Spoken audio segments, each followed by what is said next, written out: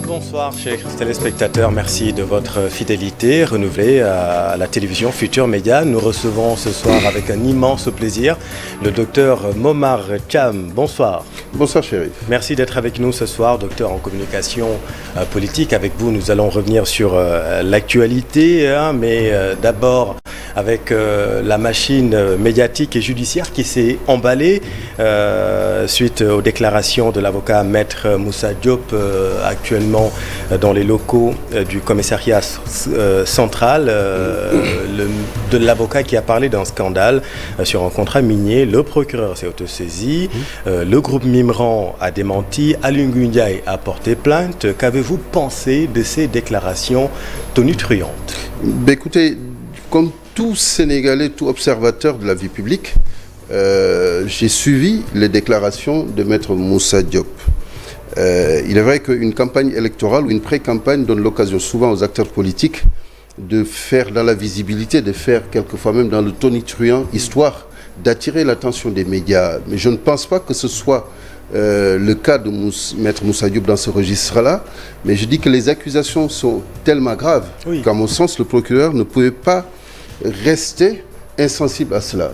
Il s'est autosaisi. Évidemment, à partir du moment où c'est maintenant entre les mains de la justice, je vois que Maître Moussa Diop a été convoqué à la sûreté urbaine. On verra les développements, mais la machine judiciaire va être en branle. On verra ce que cela va donner. Parce que les accusations sont tellement graves, parce que des accusations qui impliquent un ministre de la République, et même au plus haut niveau, le président de la République, est un acteur quand même économique aussi déterminant que Mimran au Sénégal, mérite quand même une attention particulière. Mais je rappelle aussi que il n'y a pas eu le même sort par rapport à des déclarations d'avant qui auraient pu justement attirer tout aussi grave, qui auraient dû attirer l'attention quand même du procureur de la République. Je me rappelle de Moustapha Cissé Lo aux tribunes de l'Assemblée nationale qui avait déclaré que les immeubles qui poussent à Dakar sont souvent la propriété de trafiquants de drogue ou de faussaires, et qu'il avait demandé même, lui, solennellement, devant les parlementaires, d'être convoqué par le procureur, et il n'en est rien. Et on se souvient aussi de la semaine dernière, de tout le débat qu'il y a eu autour de l'argent qu'aurait reçu Ousmane Sonko ou l'ex-Pastef dissous de la part du Qatar par un parlementaire pareil à l'Assemblée nationale, et des ministres et pas des moindres qui lui ont enjambé le pas sur ces déclarations. Et jusque-là, la justice n'a pas été saisie. Et malheureusement, cela donne quand même une espèce de deux poids, deux mesures par rapport à des questions souvent décriées par des acteurs politiques. C'est souvent décrié d'ailleurs par une bonne partie de l'opinion.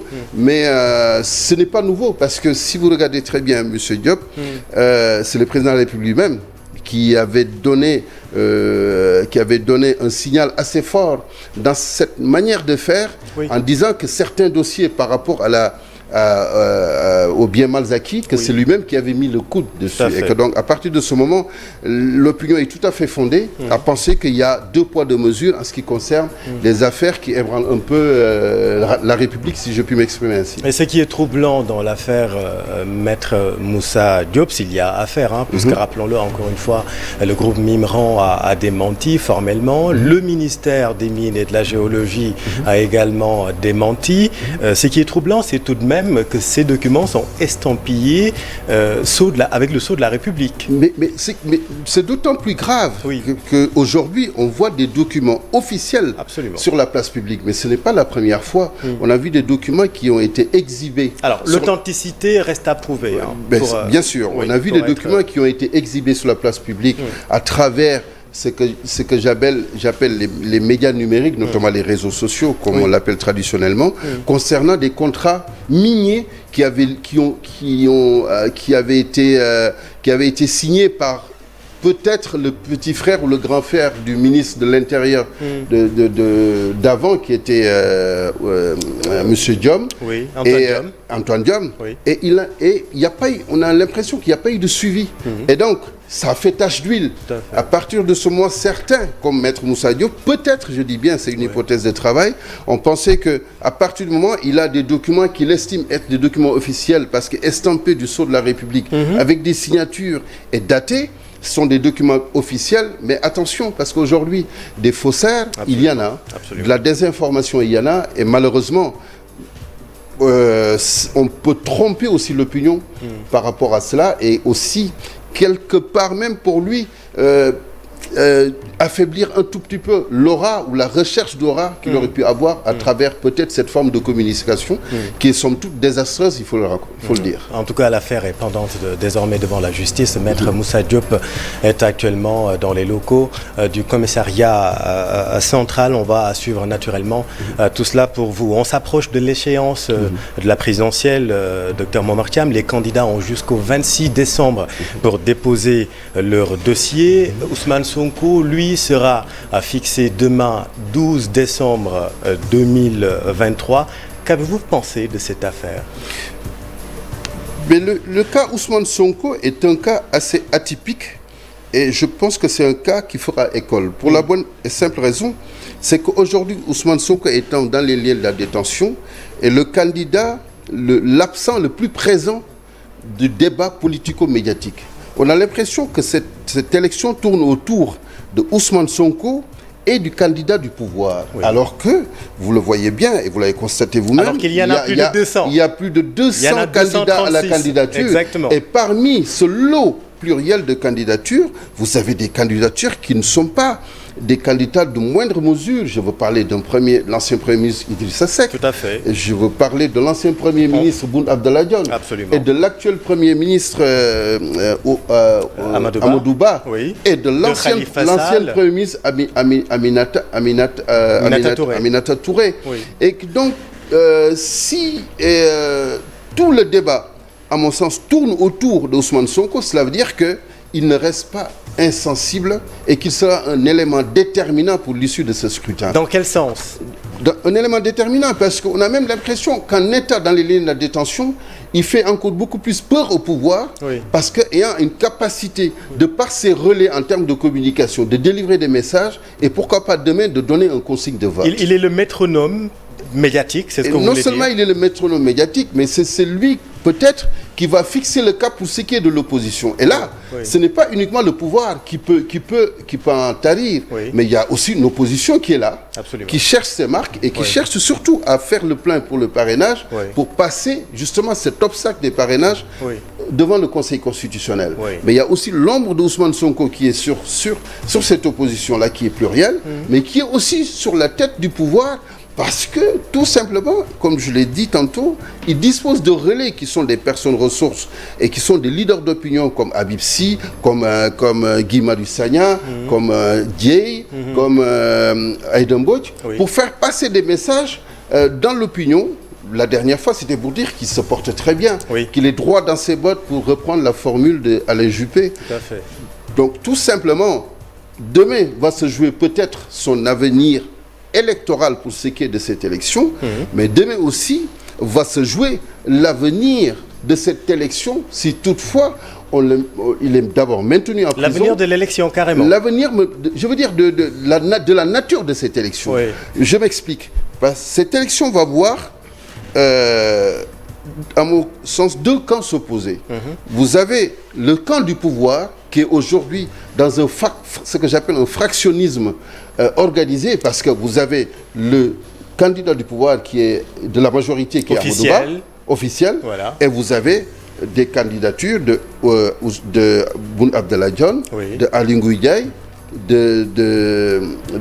du maire de Kolda, Diao, et etc. Et on a vu récemment d'ailleurs qu'il y a un des cadres Montero de l'APR qui a claqué la porte pour aller rejoindre Boun Abdallah Dionne. Ça se fait dans les deux sens. Tout à fait. Donc aujourd'hui, il faudrait que le pouvoir puisse déjà franchir cet obstacle de fractionnisme, mais aussi faire face à l'opposition qui a un Ousmane Sonko en prison, mais qui peut jouer de son va-tout en choisissant un candidat et en donnant un consigne de vote. Cette opposition est dans le même schéma, parce que dans cette opposition, il faudra bien que quelqu'un sorte pour la représenter, si toutefois il y a un second tour, pour le scrutin. Donc clairement, avec ou sans Ousmane Sonko, l'électorat PASTEF peut faire basculer cette élection. On ne peut pas dire que c'est l'électorat PASTEF qui a fait basculer cette élection, mais on a l'habitude de dire au Sénégal, on n'élit pas un président, on chasse celui qui est au pouvoir. Oui, mais j'espère qu'avec la multiplicité et de la pluralité des candidatures, et surtout des propositions programmatiques qui vont être faites et que la population aura le loisir d'en discuter, qu'il y aura un choix réellement réfléchi. Seulement, il se trouve qu'il y a une majorité silencieuse qui ne dit pas son nom et qui n'a pas encore donné signe de vie, mais n'attend que le jour du scrutin. Et toutes les études ont montré que cette majorité silencieuse peut être déterminante dans l'issue du scrutin. Mais il faut aussi dire une chose, c'est que les scrutins passés, autant les élections locales que les élections législatives ont montré une poussée massive de l'opposition. Alors, si cette poussée massive-là se confirme, ajoutée à cette majorité silencieuse, effectivement, la majorité a du souci à se faire. Maintenant, qui sortira du lot, tout dépendra de ceux qui sortiront, en tout cas, de l'obstacle du parrainage. Et là, confrontés aux populations avec une proximité relationnelle dans les rapports avec les populations et une pédagogie explicative de leur programme, on pourra mesurer pour voir quel sera le trio ou voilà le trio de tête. Et là, on pourra se déterminer. Ousmane Sonko qui sera donc, en tout cas, sa participation qui sera déterminée demain 12 décembre, une date qui rappelle... C'est une date plus que symbolique, puisque c'est le 12 décembre 2019, il me semble, au risque de me tromper, que Ousmane Sonko, justement, a été élargi de la fonction publique. Demain, on sera le 12 décembre 2023. Quelle décision va sortir de la justice? Seuls les juges le savent.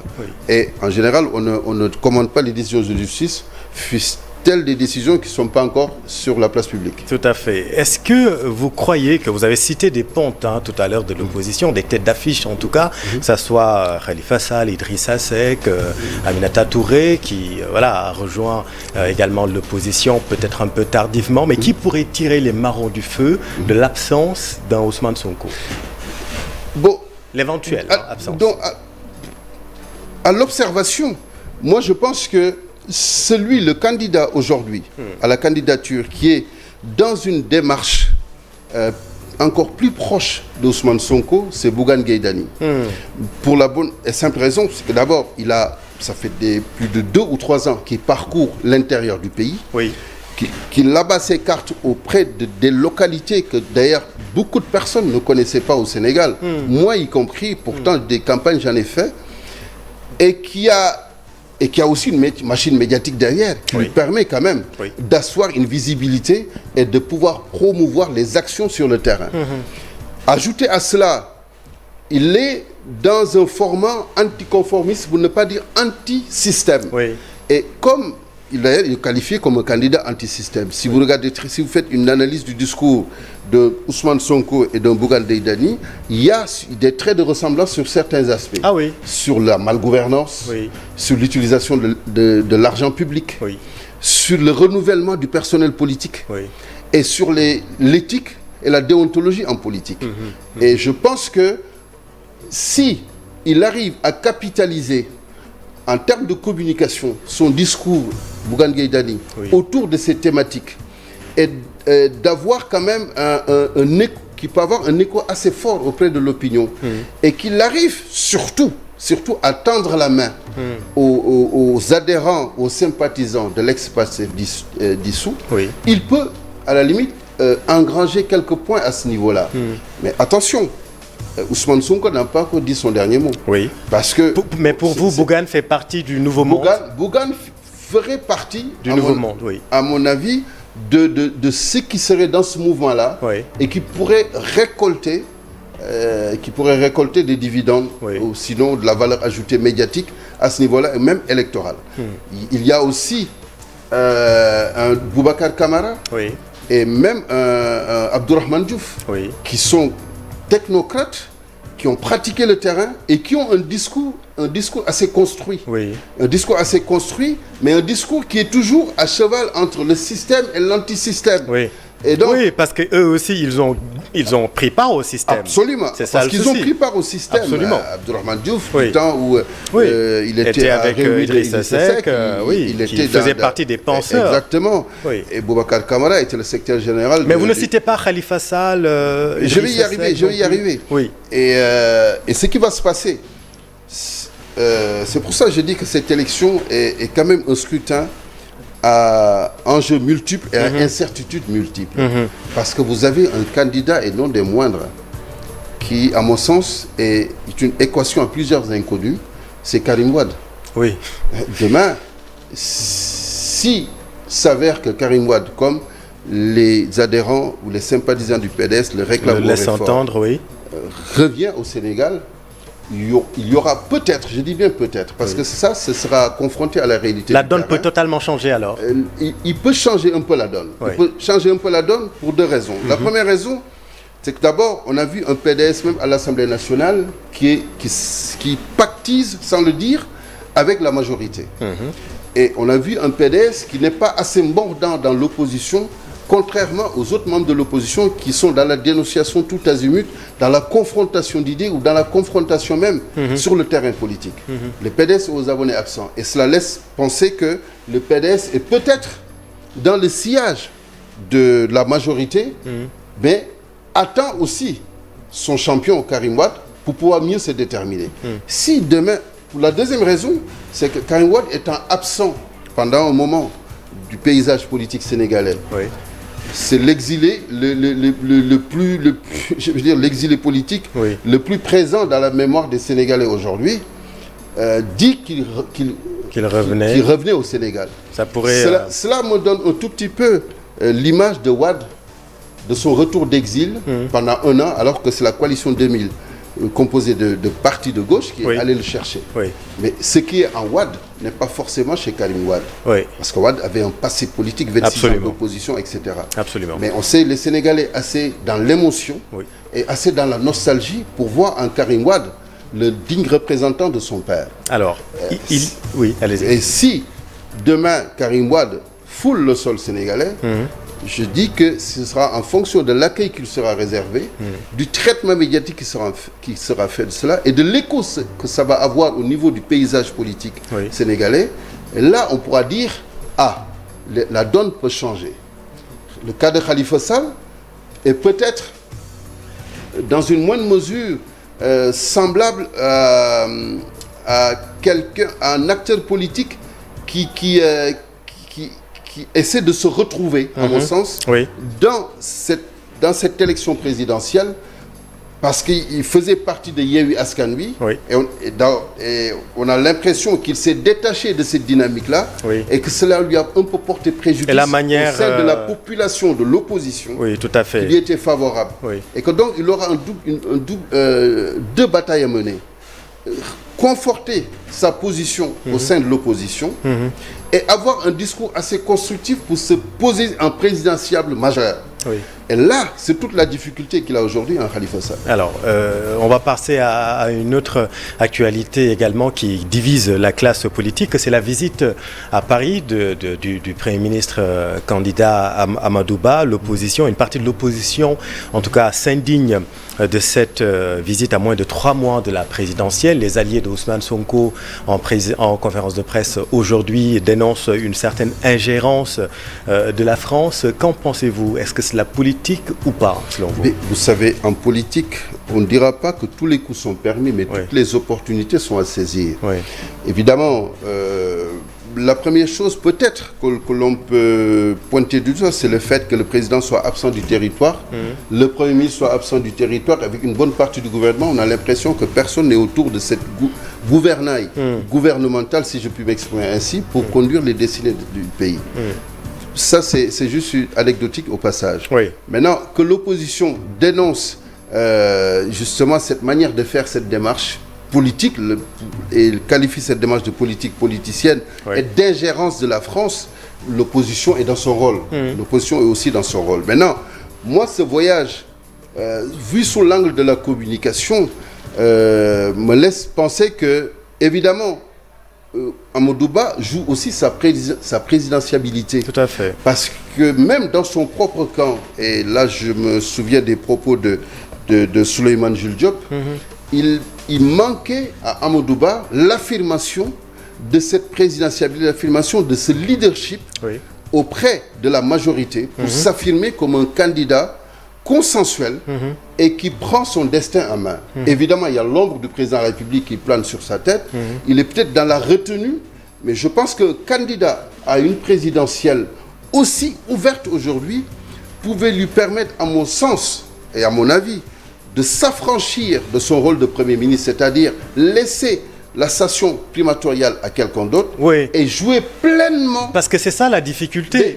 La difficulté, c'est de dissocier le candidat du Premier ministre. Exactement. Parce qu'aujourd'hui, dans sa démarche, on a du mal à dissocier ce qui relève de ses prérogatives comme Premier ministre et ce qui relève de ses prérogatives ou de ses engagements comme candidat pour la présidence. Mais lui-même, il se défend en disant que le contexte électoral ne doit pas être un obstacle à la continuité de l'État. Mais je suis désolé de dire qu'un candidat, fût-il un candidat issu de l'opposition, doit avoir les coups des franches. Et pour avoir les coups des franches, on ne peut pas être au four et au moulin. Soit on est candidat, soit on est Premier ministre. S'il a choisi de rester Premier ministre et si le président estime qu'il faut qu'il reste Premier ministre, le président a un pouvoir discrétionnaire, libre à lui de le faire. Mais j'estime que dans le contexte actuel, avec une campagne qui s'annonce très ouverte et même un combat de titans, comme je le dis, avec d'autres premiers ministres, Amadou Ba pouvait s'affranchir de la station primatoriale et s'investir pleinement, être lui-même. Parce que, à mon sens, ce que lui manque, c'est être lui-même et jouer de sa proximité relationnelle avec les populations. Et au-delà de ce discours qui prône la continuité, créer peut-être ou annoncer des ruptures là où ça ne va pas, en matière de malgouvernance, en matière de la gestion de la chose publique, en matière même d'immigration, en matière surtout les questions liées à l'immigration clandestine, en matière de santé. En même temps, il porte et assume le bilan du président Macky Sall. Est-ce que c'est un atout ou bien un cadeau qui peut se révéler empoisonné? Mais moi, je pencherais plus pour un cadeau empoisonné pour la bonne et simple raison. Il va falloir défendre un bilan dont vous êtes comptable, parce qu'étant le coordonnateur principal de l'action gouvernementale, et être un candidat plein et pouvoir afficher des ambitions devant une opposition. Si toutefois, imaginons, on a toujours rêvé de cela, qu'il y ait des débats entre anciens premiers ministres. Tout à fait. Mais qu'est-ce qu'il va dire Aminata Touré en réclame. Devant Aminata Touré, devant Boun Abdallah Dionne, qui est quand même un très polémiste sur ces questions-là, alors qu'il est encore Premier ministre. Très technique surtout. Très technique.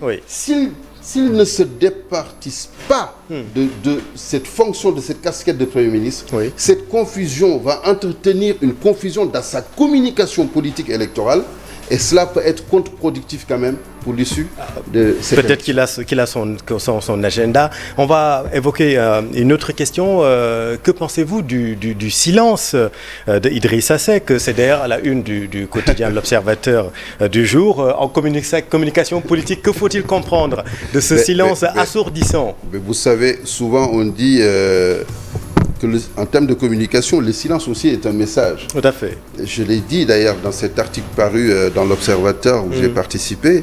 J'ai expliqué à votre confrère Adama que Idrissa Seck n'est pas un novice en politique. Idrissa Seck a fait, si je ne m'abuse, 2 élections présidentielles. Idrissa Seck a été directeur de cabinet. Moi-même, on était dans le même cabinet de président, puisqu'à l'époque, le président Ouad, je m'occupais de sa communication. Idrissa Seck a été ministre. Idrissa Seck a été Premier ministre. Idrissa Seck a été président du Conseil économique, social et environnemental. Idrissa Seck a parcouru le Sénégal plusieurs... Il a blanchi sous le harnais. Exactement. Il a mûri, il a été confronté à des difficultés titanesques. Il en est sorti quand même indemne, mais avec des blessures, comme tout être humain. Et il est toujours debout. Et donc, Idrissa Seck n'a pas besoin, après avoir déclaré sa candidature, à mon sens, démissionner de son poste, de son poste de conseil, du président du Conseil économique, social et environnemental. C'est ça. Démissionner de la majorité. Et fait 2 sorties médiatiques assez élaborées, parce que la dernière, si je ne m'abuse, c'était chez vos confrères de iTélé. C'est ça. Et je sais qu'il n'a plus besoin de se présenter aux Sénégalais. Donc forcément, il est peut-être dans un silence assourdissant, mais il est dans un silence stratégique. Un silence pour observer. Mais est-ce que ce silence peut être payant? Bon, évidemment, les autres candidats étant dans une forme de bougeotte politique, comme je l'appelle, on les voit beaucoup plus, on les entend beaucoup plus. Mais Idriss Seck a toujours fixé un cap, comme lui il le sait, il a toujours travaillé de manière méthodique, tel que je le connais. Il a toujours travaillé de manière organisée et il se donne les moyens de parler peu, mais bien, et de parler différemment des autres. Donc ce silence est pertinent. Non seulement c'est un silence qui est pertinent, mais c'est un silence qui est stratégique. Et souvent, Idriss Seck, ce silence-là donne l'occasion de créer des envies dans l'opinion, dans les populations et chez les médias. La preuve, dès qu'il s'exprime, tout le monde l'écoute. Oui, pas comme avant en tout cas, maintenant. Peut-être, mais bon, ça c'est peut-être l'issue des élections qui le dit. Alors, il y a un match dans le match, toujours concernant Idrissa Seck d'ailleurs, c'est qu'il sera, si tous en tout cas réussissent à passer le tamis du parrainage, il sera face à ses anciens lieutenants, Abdourahmane Diouf, on vient d'en parler, et puis Déthié. C'est aussi un match intéressant. Mais ça, c'est la vie politique. C'est le match dans le match, ça. Non seulement c'est le match dans le match, parce que Abdourahmane Diouf aussi, qui est très pertinent dans ses propos, Déthié Fall, qui est très polémiste, et très fort, si vous voulez, dans la confrontation d'idées, seront quand même des challengers, ce que j'appelle des jeunes loups, au même titre qu'un Boubacar Camara, auquel fera face forcément Idriss Seck. Mais Idriss Seck fera face aussi à d'autres polémistes et redoutables de taille. Il y a des vieux briscards et des jeunes loups qui vont livrer bataille. Des redoutables, je les appelle des titans politiques. Je parlais de Boun Abdallah Dionne, mais aussi de Aminata Touré, et sans oublier des candidats comme Bougane Gueye Dany, que vous dites qu'il pourrait bénéficier de l'électorat PASTEF. Mais ça, à mon sens, il faudra qu'il passe d'abord l'obstacle. Le parrainage. Des parrainages. C'est ça la grande question, le parrainage, le fameux parrainage. Tout à fait. Indécise, inédite, ouverte, cette présidentielle va se dérouler dans un contexte, docteur Momar Thiam, où l'opinion sénégalaise est quand même fracturée, pour ne pas dire morcelée, fissurée, archipélisée, si vous voulez. On a assisté à des polémiques multiples, protéiformes. On sait que c'est une élection est souvent une source de violence inouïe en Afrique. Comment faire pour que cette compétition ne soit pas le point de bascule dans le mauvais sens de l'histoire au Sénégal? Moi, je pense que les Sénégalais ont vécu un cauchemar avec ce qui s'est passé en mars 2021. Et juin 2023. Juin 2023. Et ces 2 événements cauchemardesques passés, les Sénégalais ont pris conscience que le sort d'un pays se joue aussi dans les urnes. Dans les urnes, il y a eu les élections locales, il y a eu les élections législatives, on s'achemine vers la présidentielle. Et le côté inédit de cette présidentielle qui est que, pour la première fois, en tout cas au Sénégal, cette présidentielle se fera sans un président sortant. Tout à fait. Et que tous les regards étaient braqués sur l'éventuelle 3e candidature du président Macky Sall. Et je pense que c'est cette déclaration de non-candidature du président Macky Sall qui a fait dégonfler justement cette bulle-là. Comme disait le président Chirac, ça a fait pchit. Absolument. Et c'est là où, aujourd'hui, les Sénégalais se sont dit, finalement, mais on a le bulletin de vote. Les candidats vont se déclarer. On choisira en âme et conscience. Il n'y a pas besoin d'aller dans la rue, de s'entretuer pour cela, d'autant plus que le discours politique s'est discrédité. Les hommes politiques, on les caricature, ils sont tous les mêmes. On attendra le moment venu pour justement lancer nos cartes. Je ne pense pas que cette présidentielle, si toutefois le pouvoir fait preuve de principe d'égalité de traitement de tous les candidats, à tous les niveaux, dans tous les échelons, si cette égalité de traitement est le socle qui sous-tend cette compétition et qu'il n'y ait pas de traitement illégal ou pas, je pense que tout se passera bien et que les Sénégalais, sages et intelligents qu'ils sont, sauront choisir le bon candidat pour présider les destinées de ce pays. Docteur Momar Thiam, merci beaucoup. C'est moi qui vous remercie. C'était un immense plaisir de vous recevoir. Merci à vous, chers téléspectateurs. Et puis retenez que demain, 12 décembre, pour des raisons de sécurité, la circulation des motocyclettes et cyclomoteurs est interdite dans le département de Dakar, déclare le préfet de Dakar. Vous le savez, comme tous les jours de procès concernant Ousmane Sonko, donc qui sera fixé demain concernant sa radiation des listes électorales. Restez sur TFM, vous êtes au bon endroit. Bonne soirée.